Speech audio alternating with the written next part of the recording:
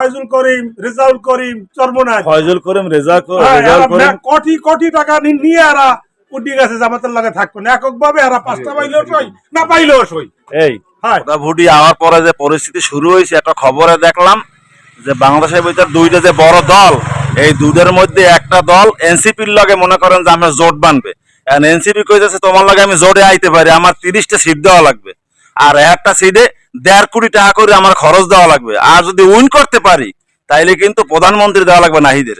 যখন যে জামাত দিয়ে প্রধানমন্ত্রী হইবে শফিকুর রহমান, এখন আবার চাই নাই সরকার হইবে। সংসদের যে অধিবেশনটা বসছিল খুব সুন্দর লাগছে, শেষ পর্যন্ত আমার কাছে খুব ভালো লাগছে। মাঝখানে গিয়ে হইলে যে অকারটা করছে যে সংসদ মানি না, রাষ্ট্রপতি রাজাকার, বেশ ভালো কথা।